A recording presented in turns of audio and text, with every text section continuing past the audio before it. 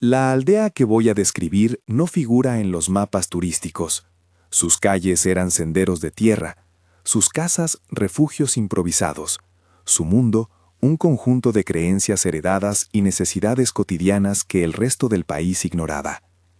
Entre 1961 y 1963, en ese aislamiento, algo cambió. Dos extraños llegaron y, según registros periodísticos de la época y testimonios posteriores, encendieron una cadena de engaños y violencia que terminó en detenciones, muertes y en historias que se alargarían durante décadas. Este es el retrato de lo que algunos llamaron el culto más perturbador de México, una frase pensada para estremecer, pero que en el resumen que sigue pretende explicar, documentar y separar hechos comprobados de rumores. Si te interesa la investigación histórica y las sagas verdaderas que la red deformó, suscríbete para más investigaciones como esta y quédate hasta el final. Aquí veremos lo que la prensa contemporánea publicó, lo que relatan testigos y qué pasó después cuando la historia se volvió leyenda. El lugar donde ocurrió aquello aparece con nombres diferentes en las fuentes: Yababúa, Yababá, Yabaguaya. En algunos recortes se menciona una sierra cercana a Monterrey, en otros el nombre del municipio o la ortografía cambian. Por eso la localización precisa queda marcada como indefinido. Las fuentes de la época no ofrecen una toponimia única y las traducciones posteriores la dispersaron. Lo que sí puede reconstruirse con relativa seguridad es el contexto. Una comunidad agrícola remota, con acceso limitado a servicios, donde el sincretismo religioso era parte de la vida cotidiana. El espiritismo y otros sincretismos, mezclas entre creencias católicas, tradiciones indígenas y prácticas populares surgidas tras la Revolución, habían echado raíces en esas zonas. Lejos de ser rarezas, eran marcos interpretativos aceptados para explicar enfermedad, pérdida o fortuna. En ese terreno fértil para explicaciones sobrenaturales llegaron Magdalena y Alazar Solés, apellidos que en algunas crónicas aparecen como Soles, en otras con ligeras variantes. Sus orígenes urbanos, según apuntan recortes de prensa y entrevistas realizadas posteriormente por periodistas interesados, son indefinidos.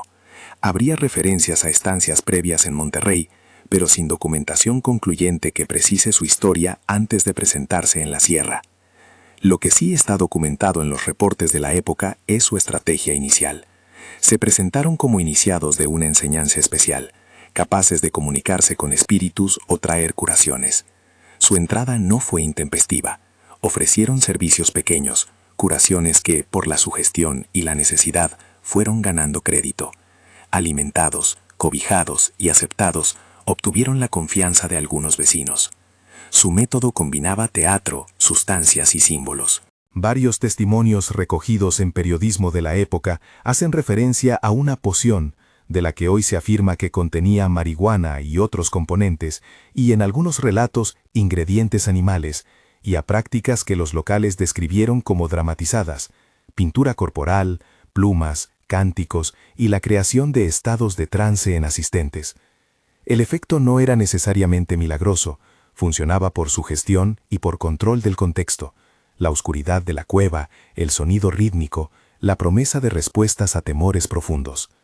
En informes se menciona el término mareadora o similares para describir la sustancia que alteraba percepciones.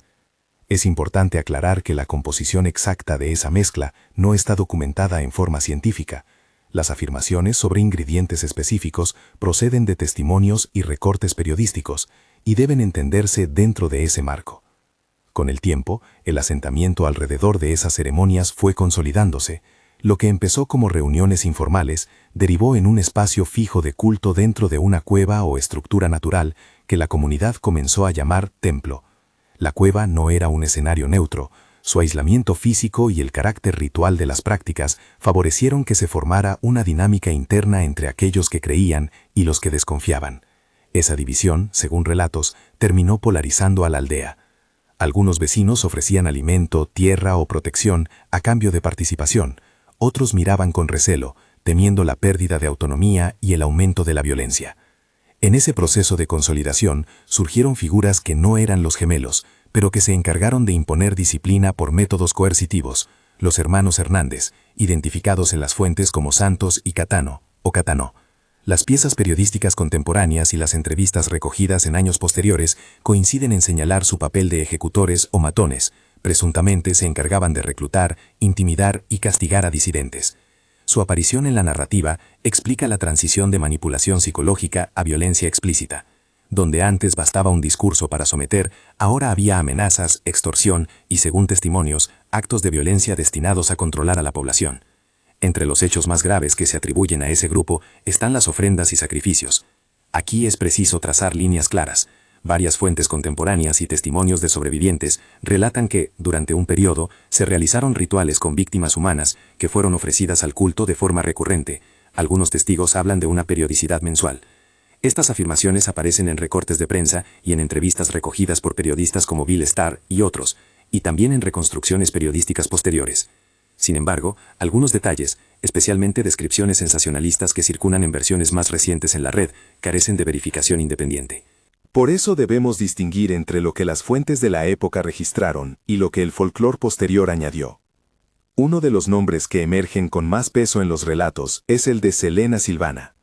Según reportes y testimonios, Selena fue identificada como una mujer que, por voluntad propia o por presión, terminó participando en una ceremonia que sería la más determinante. Las versiones contemporáneas dicen que ella se ofreció, otras apuntan a coerción. La ambigüedad en torno a su decisión es parte del problema investigativo. Los documentos y las notas de prensa no siempre consignan la misma versión. En la reconstrucción de lo ocurrido, su pareja o compañero, identificado en las fuentes como Héctor, ocupa un papel clave. Fue Héctor quien, alarmado por lo que sucedía, buscó ayuda externa y denunció los sucesos ante las autoridades. Según el recorte del Valley Evening Monitor del 13 de junio de 1963 y declaraciones recogidas por entrevistadores posteriores, esa denuncia provocó la intervención policial que cambió el rumbo de los hechos. La denuncia no cayó en el vacío. El inspector identificado en los archivos como G. Gómez encabezó la investigación y, tras reunir indicios y escuchar testimonios, organizó una redada en el lugar. Las crónicas de la época mencionan que la operación terminó en un enfrentamiento armado. Los datos oficiales consignan disparos, detenciones y varias víctimas mortales en el sitio. En la narración oral y en algunas piezas periodísticas que siguieron el caso, se habla de una resistencia violenta por parte de los acólitos y de los ejecutores. En otras versiones se plantea la posibilidad de una emboscada contra quien intentó denunciar. Lo que sí consta en la prensa contemporánea es que la operación policial concluyó con arrestos y con el hallazgo de restos y objetos rituales en la cueva o templo. Nuevamente, las descripciones escabrosas que luego circularon en revistas sensacionalistas y en páginas web modernas exceden lo que los reportes originales documentaron. Esas adiciones han sido señaladas por investigadores como no verificadas. Tras la intervención llegaron las consecuencias formales. Los procesos judiciales, según los recortes de 1963 y registros periodísticos, tradujeron la conmoción local en cargos y condenas. Un número que aparece de forma consistente en varias de las fuentes más fiables es el de 12 personas condenadas. Sin embargo, los detalles precisos sobre las penas individuales y la totalidad de los acusados no siempre se presentan de manera completa en los momentos de reporte inicial. También hay constancia de que las autoridades procedieron a incinerar o clausurar el lugar usado como templo, una acción documentada en notas oficiales y en testimonios posteriores. El objetivo declarado por las autoridades fue impedir nuevas prácticas y castigar legalmente a quienes habían participado en delitos graves. La documentación judicial primaria existe en archivos locales, aunque parte de ella continúa dispersa y en ocasiones difícil de consultar sin acceso a registros de juzgados de la época. La historia, sin embargo, no terminó con las sentencias. A partir de los años 2000, la narración pública del caso se complicó. Versiones digitales y reseñas posteriores reconfiguraron detalles, introdujeron elementos no presentes en los recortes originales y añadieron interpretaciones que mezclaban prejuicios con interés por el morbo. Sitios como Wikipedia en inglés fueron corrigiendo y reescribiendo párrafos, y algunos artículos de blog y foros añadieron motivaciones sexuales o lenguaje homofóbico que no aparecen debidamente respaldados por las fuentes primarias. Entre 2002 y 2003, publicaciones sensacionalistas reimprimieron testimonios sin la distancia crítica necesaria, y esas piezas alimentaron una narrativa popular que difiere de lo que se verificó en los años 60. Para mantener claridad, conviene detenerse y ordenar lo que las investigaciones permiten afirmar y lo que no. Hechos verificados. En el periodo aproximado de 1961-1963 hubo un incidente en una comunidad rural mexicana, identificado en prensa contemporánea. Dos hermanos, Magdalena y Alazar Solés, con variantes en la ortografía, llegaron, realizaron prácticas que algunos describieron como espiritistas y atrajeron a un grupo de seguidores. Surgieron figuras identificadas como Santos y Catano Hernández que actuaron como ejecutores. Hubo una denuncia por parte de un habitante llamado Héctor. La policía, dirigida por un inspector registrado como G. Gómez en los recortes, efectuó una redada que culminó en detenciones y en la clausura del lugar de culto. La prensa de junio de 1963 cubrió el caso, y posteriores artículos y entrevistas ampliaron la historia. Relatos testificales. Varios testigos describieron la existencia de rituales y de prácticas de manipulación mediante sustancias y teatro ritual. Algunos mencionan ofrendas humanas y una periodicidad en los sacrificios. Testimonios de sobrevivientes y vecinos dan cuenta de amenazas, extorsión y violencia por parte de los Hernández. Versiones sensacionalistas y no verificadas. Descripciones gráficas extremas, motivaciones sexuales atribuibles sin respaldo documental, o la inserción de términos homofóbicos como explicación primaria del fenómeno. Muchas de estas afirmaciones aparecen en publicaciones posteriores que no citan o distorsionan las fuentes originales. Es esencial diferenciar estas categorías para no convertir rumor en historia. ¿Por qué la historia se transformó así? Existen varios factores. Primero, el atractivo del misterio. Los elementos rituales y la idea de una cueva secreta encendieron la imaginación de lectores y editores. Segundo, la ausencia de documentos públicos fácilmente accesibles permitió que reconstrucciones posteriores llenaran huecos con especulaciones. Tercero, la cultura mediática de finales del siglo XX y principios del XXI favoreció versiones polarizantes y, en ocasiones, sensacionalistas, que obtienen más circulación y atención. Finalmente, la ambigüedad misma de nombres y lugares, Yababúa, contribuyó a un proceso de reelaboración en cadena, donde cada reescritura fue sumando adiciones. Al revisar las fuentes, aparecen nombres de referencia que ayudan a trazar una línea de verosimilitud. El recorte del Valley Evening Monitor del 13 de junio de 1963 es una de las piezas periodísticas contemporáneas más citadas.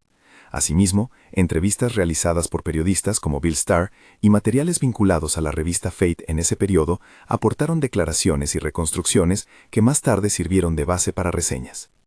En la bibliografía informal que circula en Internet, hay reediciones, blogs y foros que incorporaron testimonios orales sin la crítica necesaria. Cuando una afirmación proviene de estos últimos, conviene etiquetarla como no verificada o simplemente derivada de reproducciones sensacionalistas. Entre las figuras humanas no podemos olvidar a las víctimas. Hablar de Selena, de Héctor, de vecinos que se negaron a participar o fueron forzados a callar, es hablar de personas que sufrieron pérdidas, amenazas y la estigmatización posterior. En todas las fuentes consultadas para esta reconstrucción, la recomendación es mantener respeto y evitar adjetivos que culpabilicen o revictimicen. No conocer detalles íntimos o motivaciones personales no justifica teorías que las expliquen de forma gratuita. En particular, cualquier atribución de motivaciones sexuales o de orientación como causas centrales del fenómeno carece de respaldo sólido en los registros originales y, por tanto, debe considerarse especulativa. También es relevante preguntar por la responsabilidad de los medios e investigadores. Cuando los periódicos de la época informaron sobre lo sucedido, lo hicieron con las limitaciones propias de la distancia, la disponibilidad de fuentes y, en algunos casos, la prisa por publicar. Posteriormente, quienes retomaron la historia muchas veces optaron por rellenar huecos con conjeturas o por reproducir anécdotas sin la comprobación adecuada. Ese proceso no solo distorsionó la imagen de lo ocurrido, sino que pudo perjudicar a supervivientes y familiares, transformando un hecho judicial y social en espectáculo. ¿Qué lecciones deja este caso? Varias. Primero, las comunidades aisladas son particularmente vulnerables a explotadores que se presentan como portadores de soluciones.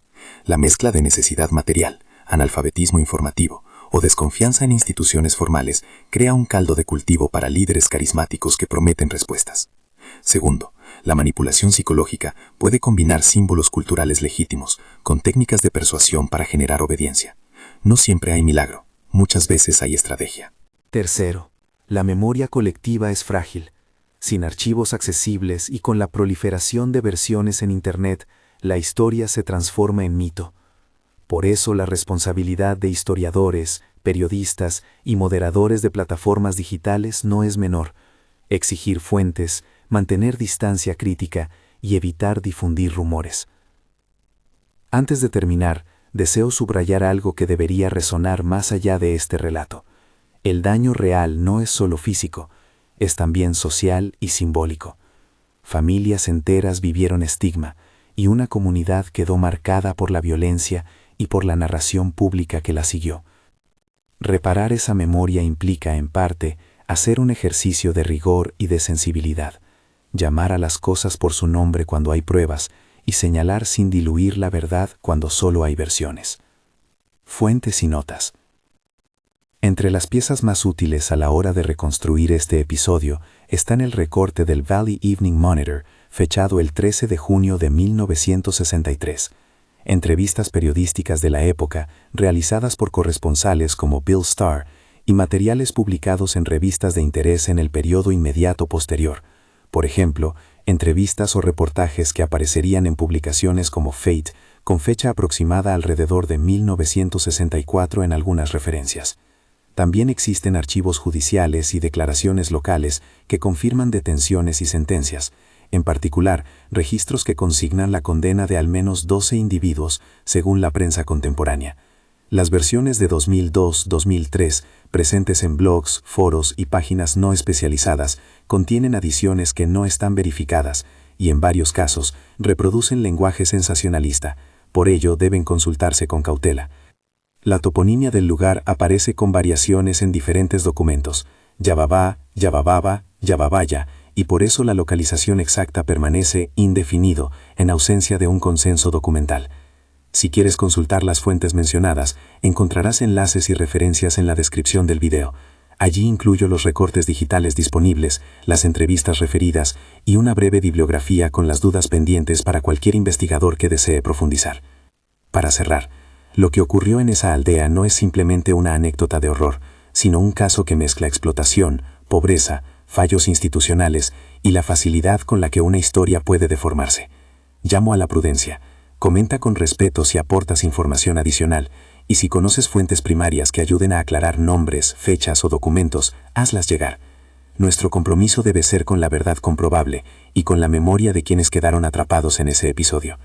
Si este tipo de investigaciones te interesa, revisa los enlaces en la descripción, comparte el video con alguien que aprecia trabajos documentales y suscríbete para seguir explorando casos donde la historia y la ética se cruzan.